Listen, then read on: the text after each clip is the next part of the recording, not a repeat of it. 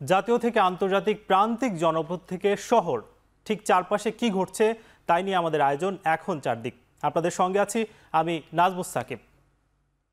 গ্রামীণ টেলিকমের শ্রমিক কর্মচারীদের কল্যাণ তহবিলের 25 কোটি 22 লাখ টাকা আত্মসাতের মামলায় ডক্টর মোহাম্মদ ইউনূস সহ 14 জনের বিরুদ্ধে অভিযোগ গঠন শুরু হয়েছে বিচার কাজ। বেলা 11টার দিকে ঢাকার বিশেষ জজ আদালত 4-এর বিচারক সৈয়দ আরাফাত হোসেন অভিযোগ গঠন করে এই আদেশ দিয়েছেন। তাদের বিরুদ্ধে অভিযোগ পড়ে শোনানো হলে ডক্টর ইউনূস সহ জামিনে থাকা 14 জন তাদের দোষ অস্বীকার করে সঠিক বিচার দাবি করেছেন। এর আগে বিচারক মামলার অভিযোগ থেকে তাদের খালাসের জন্য দাখিল করা আবেদনগুলো খারিজ করে দেন। আদেশে বিচারক বলেন, ডক্টর ইউনূস ও অন্যান্যদের বিরুদ্ধে আনা অভিযোগ প্রাথমিকভাবে প্রমাণিত হয়েছে এবং তাই তাদের বিরুদ্ধে অভিযোগ গঠন করা হয়েছে। তাছাড়া তাদের বিরুদ্ধে অর্থ আত্মসাৎ ও পাচারের অভিযোগেও প্রমাণিত হয়েছে বলে জানান বিচারক। মামলার সাক্ষ্য গ্রহণ আগামী 15 জুলাই দিন ধার্য করেছে আদালত। পরে সাংবাদিকদের ডক্টর ইউনূস বলেছেন, মামলা দিয়ে আমাকে হয়রানি করা হচ্ছে।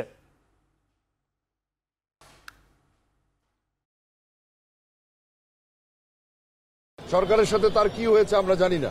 আমরা দুর্নীতি দমন কমিশন, এটি স্বাধীন সংস্থা, তার বিরুদ্ধে আমরা তদন্ত করেছি এবং তদন্ত করার পর সাক্ষ্য প্রমাণের ভিত্তিতে আইনানুগ পদ্ধতিতে অভিযোগপত্র দাখিল করা হয়েছে, অভিযোগ গ্রহণ হয়েছে, কগনিজেন্স হয়েছে। এখন চার্জ গঠনের জন্য তারিখ ছিল, তারা দরখাস্ত দিয়েছেন, কাগজপত্র দিয়েছেন, উভয় পক্ষ শুনানি করেছে, আজকে আদেশ হয়েছে।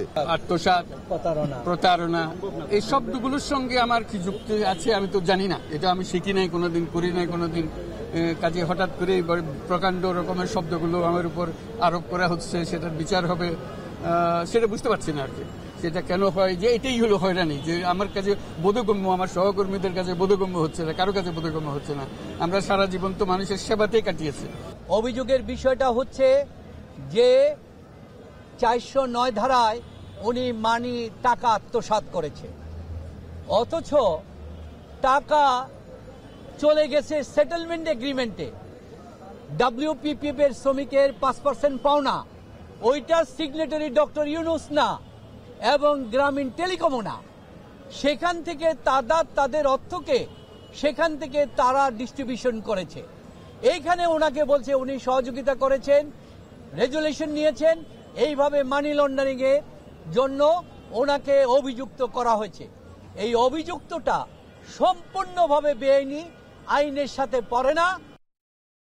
ডক্টর ইউনূস তার বিচার প্রক্রিয়া সম্পর্কে অসত্য বলে বেড়াচ্ছেন বলে মন্তব্য করেছেন আইনমন্ত্রী আনিসুল হক। বুধবার সচিবালয়ে এ মন্তব্য করেন তিনি। এ সময় আইনমন্ত্রী বলেন, ডক্টর ইউনূসের বিচার প্রক্রিয়া সম্পর্কে জানতে চেয়েছে ইউরোপীয় ইউনিয়ন। তাদের জানানো হয়েছে ডক্টর ইউনূস শ্রম অধিকার লঙ্ঘন করেছেন। দেশের আইন অনুযায়ী ডক্টর ইউনূসের বিচার প্রক্রিয়া চলছে। ডক্টর ইউনূসের ব্যাপারে যে প্রথম মামলা আছে সেটা আমি বলেছি, সেটা হচ্ছে আপনার তিনি শ্রম অধিকার, শ্রমিকদের অধিকার তিনি লঙ্ঘন করেছিলেন এবং সেখানে মামলা হয়েছে, তাকে সাজা দেওয়া হয়েছে। 108টা শ্রমিক ব্যক্তিগতভাবে তার বিরুদ্ধে মামলা করেছেন এবং সেইখানে তারা বলেছেন, কয়েকজন বলেছেন যে যার বিরুদ্ধে তারা নালিশ করেছেন সেটা হচ্ছে ডক্টর ইউনূস, এবং তিনি তাদেরকে আশ্বস্ত করেছেন যে তিনি তাদের ক্ষতিপূরণ দিবেন। সংসদ সদস্য আনার হত্যাকাণ্ডে তদন্তে কারো চাপ নেই বলে জানিয়েছেন স্বরাষ্ট্রমন্ত্রী আসাদুজ্জামান খান কামাল। দুপুরে সচিবালয়ে সাংবাদিকদের এক প্রশ্নের জবাবে তিনি একথা বলেছেন। এ সময় তিনি আরও বলেছেন, সাবেক পুলিশ মহাপরিদর্শক বেনজির আহমেদের বিরুদ্ধে আসা অভিযোগের দায় নেবার প্রশ্নই আসে না। পুলিশ প্রধান থাকাকালে তার বিরুদ্ধে এমন কোনো কথা ওঠেনি। আসাদুজ্জামান খান কামাল স্বরাষ্ট্রমন্ত্রী এসব কথা বলেছেন। আমার বাবার এই হত্যাকাণ্ড, নৃশংসভাবে নির্মমভাবে যে হত্যাকাণ্ড আপনারা জানেন, সেটিকে যেন বন্ধ করার চেষ্টা না করে, এটি যেন কোনো চাপের মুখে পড়ে সঠিক তদন্তটা যেন বন্ধ না হয়। আমি এর সঠিক বিচার চাই। কোনো চাপচোপ নাই, আমরা সঠিক পদ্ধতিতে ইনকোয়ারি হচ্ছে। নাফ নদীটা যেটা নাকি টেকনাফ থেকে আমাদের খুব ইজিলি আমরা যেতে পারি, সেই জায়গার মাঝে মাঝে এই গোলাগুলি 2-1 বার হয়েছে, সেই জন্য এটা একটু রিস্কি হয়ে গিয়েছে, এটাই সাধারণে মনে করে। সেই জন্য একটু যারাই যাচ্ছেন একটু সাবধানে যাচ্ছেন। ঈদের দিন বৃষ্টির শঙ্কা ভেবেই সেভাবে জাতীয় ঈদগাহ ময়দানের প্রস্তুতি নেওয়া হচ্ছে বলে জানিয়েছেন ঢাকা দক্ষিণ সিটি কর্পোরেশনের মেয়র ব্যারিস্টার শেখ ফজলে নূর তাপস। 35,000 মুসল্লি একসাথে ঈদের নামাজ আদায় করতে পারবেন। পাশাপাশি থাকছে নারী ও কূটনীতিকদের নামাজের ব্যবস্থাও। জাতীয় ঈদগাহ ময়দানে ঈদুল আজহার প্রধান জামায়াতের আয়োজনের সার্বিক প্রস্তুতি পরিদর্শন শেষে মেয়র আরও বলেছেন, ঈদের দিন দুপুর 2টা থেকে কোরবানির বর্জ্য অপসারণ শুরু হয়ে 24 ঘন্টায় দক্ষিণ সিটির সব বর্জ্য অপসারণ করা হবে। এ সময় তিনি ঈদের 2 দিনের মধ্যে পশু কোরবানি শেষ করার আহ্বান জানান। পশু বর্জ্য আমরা যে লক্ষ্যমাত্রা নিই সেটা হলো এই 24 ঘন্টার মধ্যেই সেই বর্জ্য যেন অপসারণ হয়। সুতরাং ঈদের দিন যে বর্জ্য সৃষ্টি হবে সেটা 24 ঘন্টার মধ্যে অপসারিত হবে, পরের দিন যেটা সৃষ্টি হবে সেটাও 24 ঘন্টার মধ্যে অপসারিত হবে। এবং এর সাথে সাথে হাটের বর্জ্য অপসারণের কার্যক্রম চলবে এবং হাটের বর্জ্য আমরা আগের রাত থেকে চাঁদ রাতের মধ্যরাত থেকে আমরা হাটের বর্জ্য অপসারণটা শুরু করব।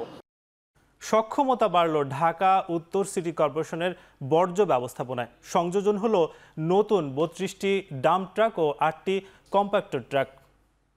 ডিএনসিসির নিজস্ব অর্থায়নে জাপান থেকে 8টি কম্প্যাক্টর ট্রাক এবং ভারত থেকে 32টি ড্রাম ট্রাক কেনা হয়েছে।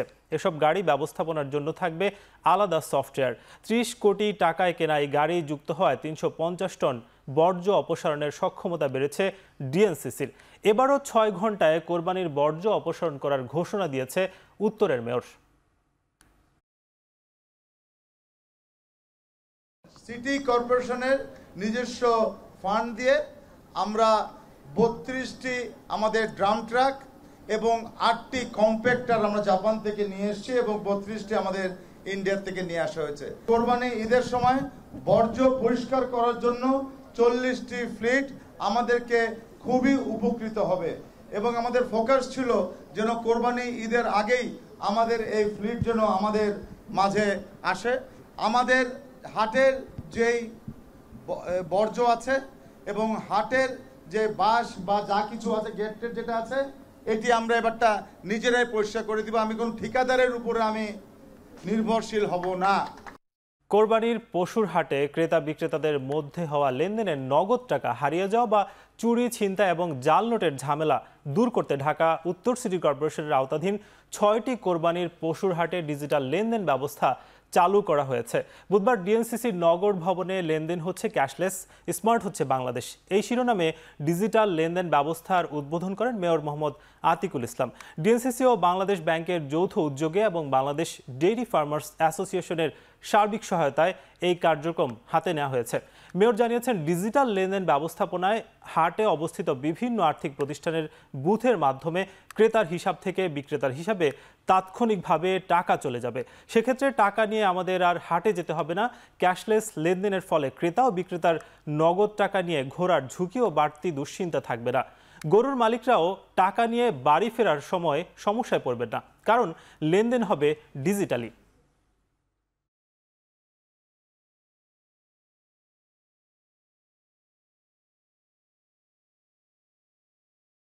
কোরবানির সময় কত টাকা সার্কুলেশন হয়? How much? 75,000 কোটি টাকা।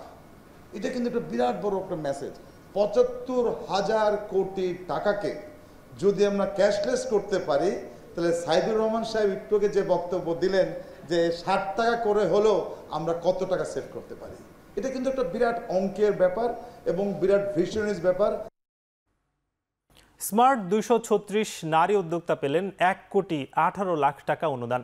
পর্যায়ক্রমে প্রশিক্ষণের মাধ্যমে আগামী 5 মাসের মধ্যে আরও 25,000 নারী উদ্যোক্তা তৈরি করবে বাংলাদেশ। বুধবার আইডিয়ার আয়োজনে স্মার্ট নারী উদ্যোক্তা অনুষ্ঠানে এ কথা বলেন আইসিটি প্রতিমন্ত্রী জুনাইদ আহমেদ পলক। প্রতিমন্ত্রী বলেছেন, দেশের নারীরা যেন শুধু চাকরিই না করেন, এক একজন স্মার্ট উদ্যোক্তা হিসেবে নিজেকে গড়ে তোলেন।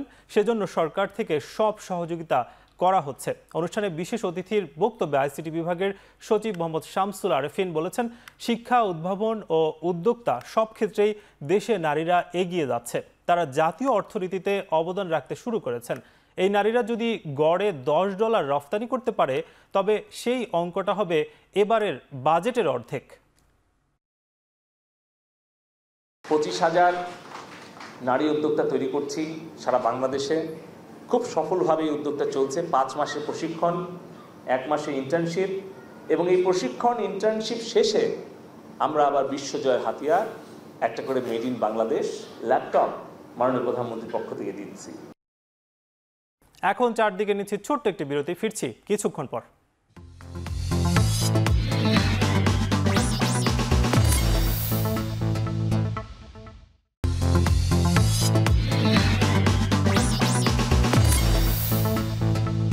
ফিরে এলাম বিরতির পর, দেখছেন এখন চারদিক।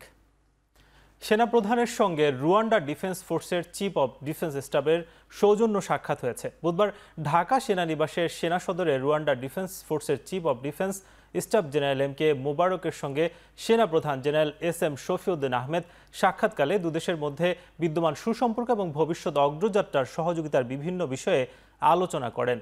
এর আগে রুয়ান্ডা ডিফেন্স ফোর্সের চিফ অব ডিফেন্স স্টাফ শিখা অনির্বাণে পুষ্পস্তবক অর্পণ করেন। পরে সেনাকুঞ্জে সশস্ত্র বাহিনীর একটি চৌকস দল তাকে গার্ড অব অনার প্রদান করেছেন।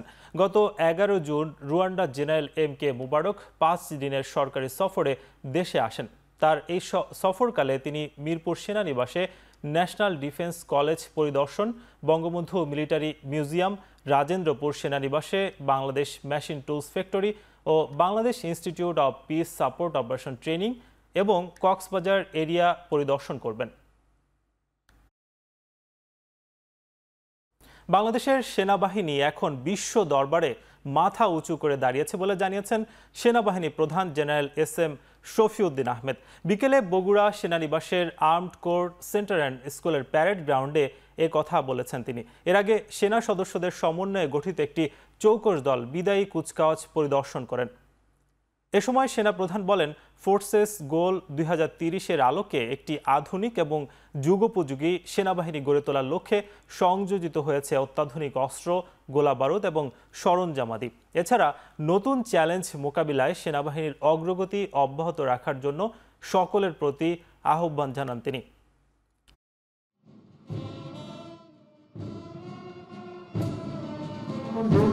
প্যারেড গ্রাউন্ডে প্রবেশ করছেন আজকের বিদায়ী কর্নেল কমান্ডার প্যারেডের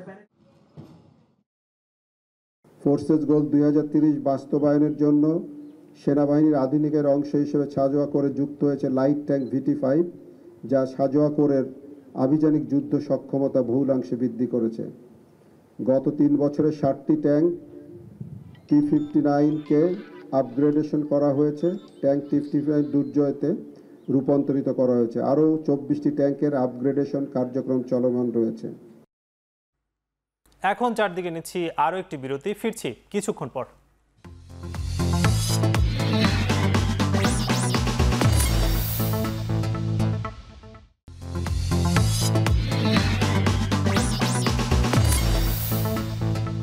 ফিরে এলাম বিরতির পর, দেখছেন এখন চারদিক।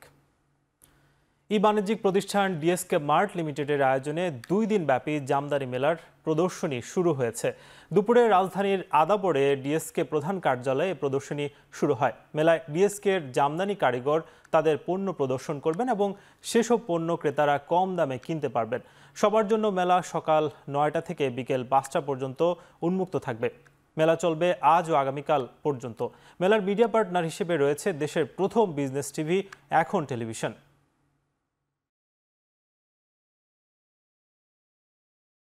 পিরোজপুরে চলছে 2 দিন ব্যাপী চাকরি মেলা। যাচাই বাছাই শেষে বিনা অভিবাসন ব্যয়ে জেলার প্রায় 100 নারী কর্মীকে জর্ডানে চাকরির সুযোগ দিচ্ছে Bangladesh overseas employment and services limited.